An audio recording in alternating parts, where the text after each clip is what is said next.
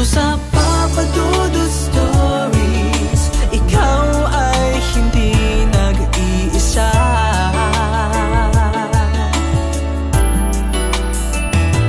Dito sa Papa Dudut Stories, may nagmamahal sa'yo. Papa Dudut Stories, Papa Dudut Stories, Papa Dudut Stories.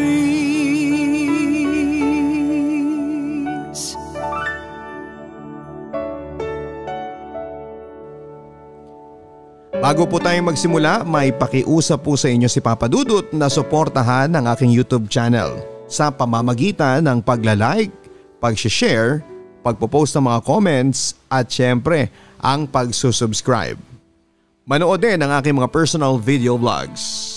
Ngayong araw na ito sa Papa Dudut Stories exclusive on YouTube.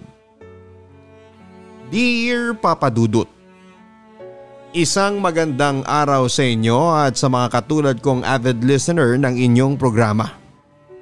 Palagian po kaming nakikinig ni na mama at ng mga kapatid ko sa inyong programa. At kung sakaling mababasa po ninyo ang storya ko ay tiyak na mapapakinggan din nila. Alam kong pagkatapos kong ibahagi itong kwento kong ito ay madami ang magagalit sa akin. Pero sana ay maunawaan ninyo. At mabigyan nyo din sana po ako ng payo. Ang storyang ibabahagi ko ay tungkol sa paglolo ko ng nobyo. Tawagin nyo na lamang po ako sa pangalang Tammy. Nagtatrabaho bilang isang office staff. Breadwinner sa pamilya since wala na ang papa ko. Naalala ko pa noon na nagtitinda pa kami para lamang may pangkain sa pang-araw-araw. At kahit papaano ay may pambaon sa eskwelahan. Papa Dudut, meron akong boyfriend na itago na lang natin sa pangalang Jordan. 5 taon na kami ngayon at sa 5 taon ng aming relasyon ay madami talagang pagsubok na nangyari. Nakilala ko si Jordan noong kami ay nasa kolehiyo dahil nagiging kaklase ko siya sa isang subject. Niligawan niya ako at sa 2 linggo niyang panliligaw ay sinagot ko siya. Masaya ang una at 2 taon namin bilang magkasintahan. Oo, hindi maiiwasan ang pag-aaway which is parte naman talaga ng relasyon na para kaming aso't pusa. Pero sa huli ay nagkakaayos din naman kami. Naaalala ko pa noon na pagkatapos ko siyang sagutin ay gusto niya agad akong ipakilala sa pamilya niya. Mapatunayan niya lang na seryoso siya sa akin. Ako naman ito dahil first mangyayaring ipakilala ako ay sobra akong kinabahan. At talagang tumanggi muna ako sa offer ni Jordan. Anniversary ng tito at tita ko ngayon. Sama ka sa akin para mapakilala na rin kita kina mami at daddy. Ha? Seryoso ba? Pero hindi pa ako ready, kinakabahan ako at saka tingnan mo nakapang PE uniform pa ako at pawis na ako. Mahal, mukhang gusgusin ako ngayon nakakahiya sa ibang araw na lang. Ano ka ba, okay lang yan at saka ayaw din ni mami ng maarte no? Kaya wag ka nang mag-inarte. Magiging close ka nun, sigurado ako. Papa Dudut, may mga naging boyfriend ako noon pero hindi tumatagal ng taon. Ewan ko din kung bakit. Si Jordan yung parang first ko sa lahat. First time na ipinakilala sa parents, first time gala kasama ang family niya, first travel ng kami lamang at syempre siya din yung nakauna sa akin. Naalala ko pa noon na sinundo niya ako sa bahay para sumama sa kanila sa probinsya nila sa kagustuhan din ng parents niya na kasama ako. Masasabi kong sa close ko lahat ng kamag-anak niya. Bukod sa marunong akong makisama ay sobrang bait ng buong angka nila. Ang sabi ni mami, sunduin kita para makagala ka naman, hindi yung puro pagtitinda lang ang inaatupag mo. Huwag ka mag-alala, ipapaalam kita sa mama mo. Ha? Baka mapagalitan ako ni mama. Alam mo naman yun, parang hindi mo kilala. Halos binugbog nga ako nung malaman niyang may boyfriend na ako. Ayaw pa kasi talaga nun na magka-boyfriend ako at baka daw maaga ako mag-asawa. Tapos, isasama mo pa ako sa probinsya ninyo? Hindi akong bahala at saka 2 araw lang naman tayong mawawala Iuwi din kita. Sige na nga, mapagalitan ako mapagalitan. Papadudot kadamay ko si Jordan sa lahat ng bagay. Sinusuportahan niya ako at pag kailangan kong maglabas ng hinaing sa buhay ko, ay siya ang nagiging shoulder to cry on ko. Handa siyang makinig palagi sa akin. Naalala ko pa noong panahon ng OJT ko habang nag-aaral ay sadyang kulang yung baon ko. 60 pesos kasi yon para sa maghapon kaya hinahatiran niya ako ng tanghalian pag nasa OJT na ako. Hanggang sa graduate na ako ay nasa tabi ko siya. Kasama siya sa graduation ko. Hindi kami sabay gagraduate since nauna ako ng 1 taon sa kanya. Naging kaklase ko lang siya noon para makumpleto ko ang mga subjects ko since transfer ako. After ng graduation ko ay naghanap na ako ng trabaho. Dahil baon na kami sa utang at sobrang hirap ng buhay. Nabuhay ko ang pamilya ko at nabayaran ng unti-unti ang mga utang dahil ang unang trabaho ko noon ay sa isang BPO. Papadudot, dumating sa punto na unti-unti akong naimpluwensyahan ng mga kaibigan ko lalo na sa pag-iinom ng alak. Araw-araw kada uwian galing trabaho ay mag-iinom muna. Natuto akong magsinungaling kay Jordan na umuwi agad ako pagkatapos ng trabaho. Pero ang katotohanan ay nagiinom pa ako kasi ayaw kong mag-away kami.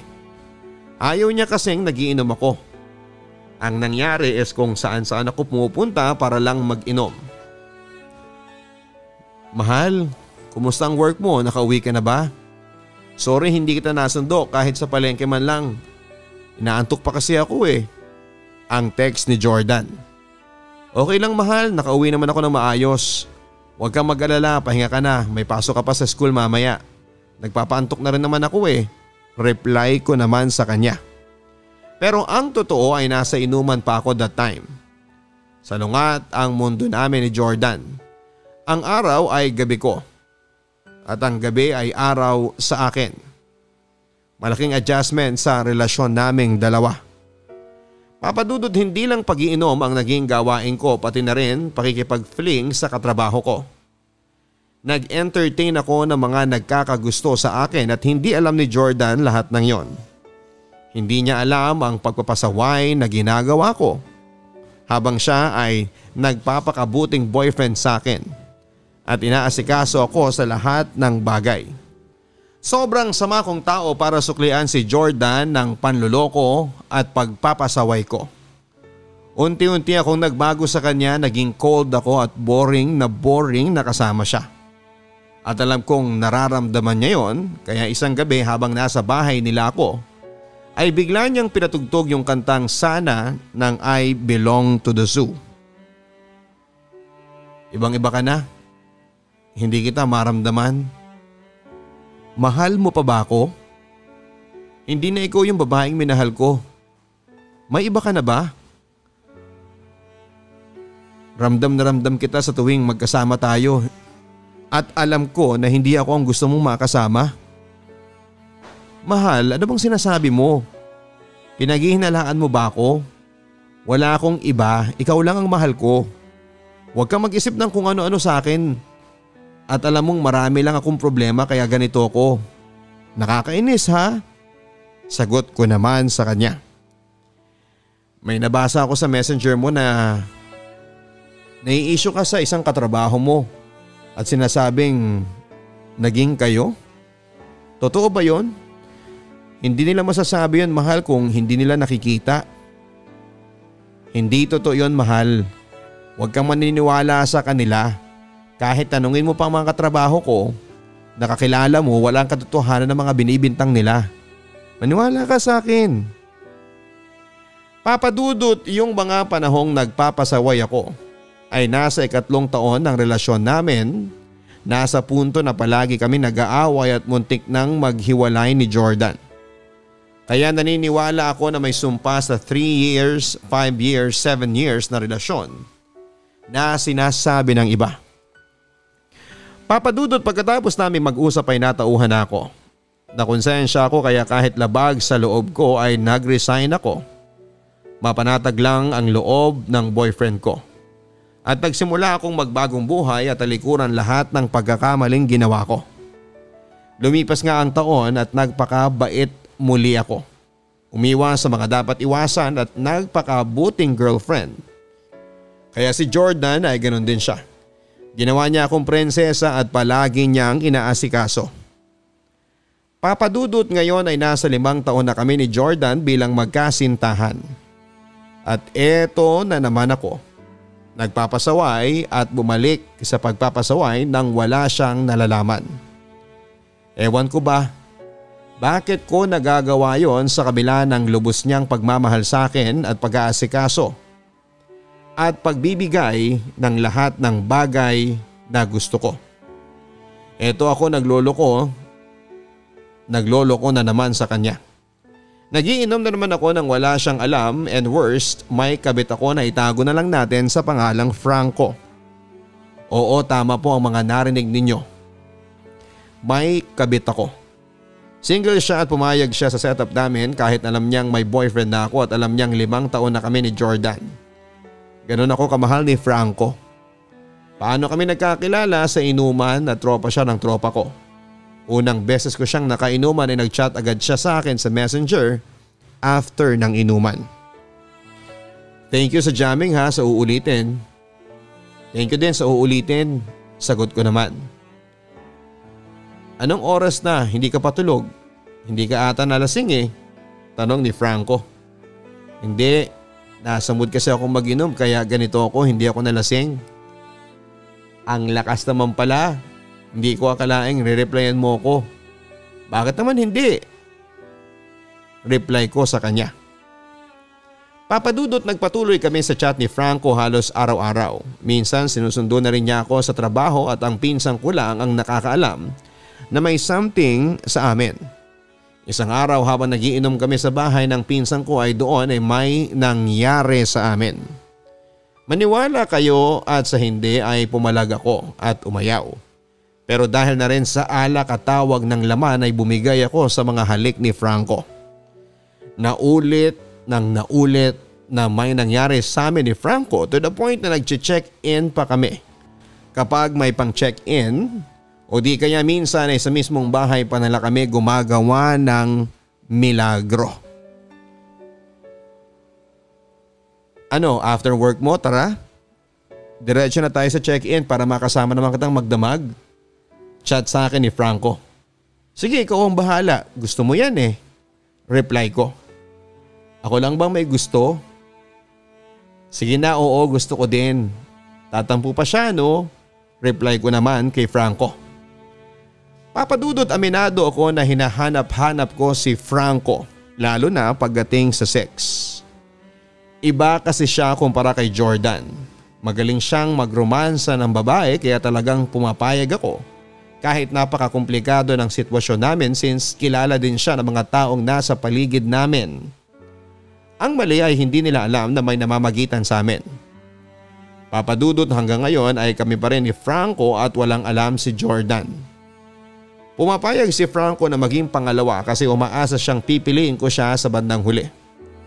Sobrang mahal niya ako to the point na gusto na niya akong ipagdamot at ipaglaban ang relasyong pilit naming tinatago.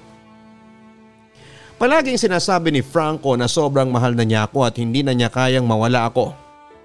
Palagi din niyang sinasabi na paano siya sa bandang huli kung sakaling iwan ko siya. Wala akong masabi, Papa Dudut, kapag sinasabi ni Franco ang mga ganong bagay. Papa Dudut, mahal ko si Jordan at hindi ko kayang mawala siya pero napamahal na rin sa akin si Franco. Hindi ko na alam ang gagawin ko. Gusto ko nang tapusin kung ano man ang meron sa amin ni Franco pero parang hindi ko pa kaya. Ayoko ding mawala siya sa buhay ko. Si Jordan kasi alam kong siya na ang future ko. Alam kong madaming galit sa akin ngayon pagkatapos mapakinggan ang aking storya. Alam ko din na walang lihim na hindi mabubunyag at lahat ng kasalanang nagawa ko ay tiyak na may balik sa akin. Hanggang dito na lamang, lubos na gumagalang at nagpapasalamat sa iyo Papa Dudut, Tami. Tukso.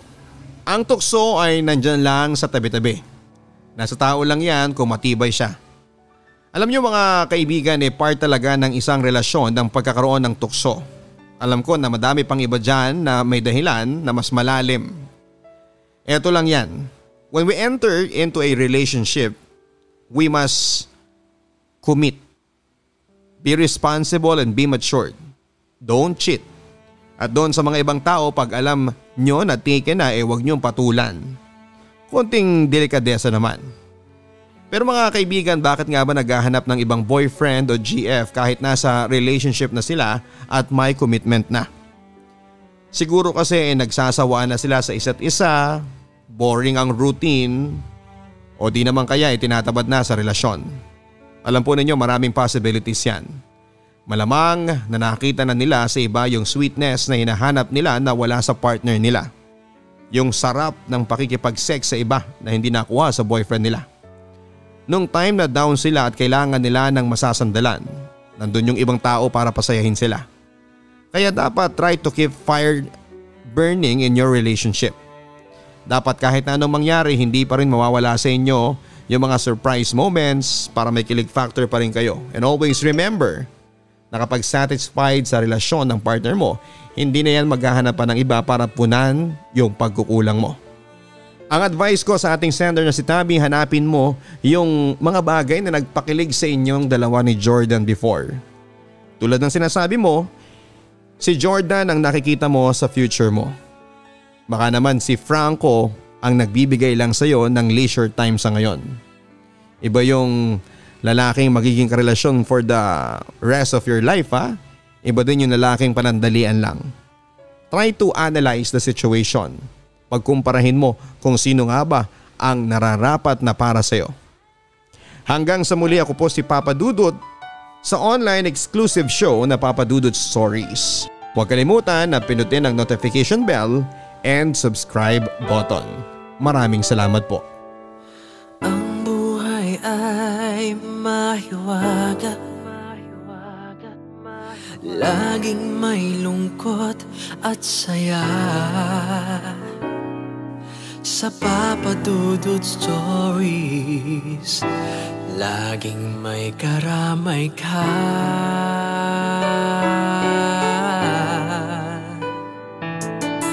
Mga problemang kay bigat,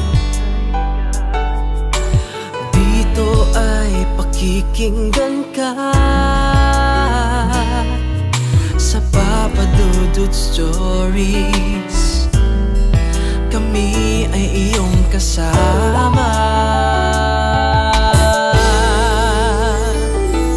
Dito sa Papa Dudut Stories, ikaw ay hindi nag-iisa.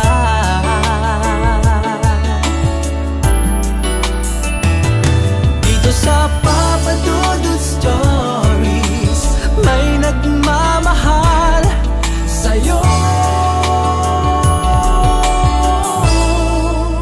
Papa Dudut Stories, Papa Dudut Stories.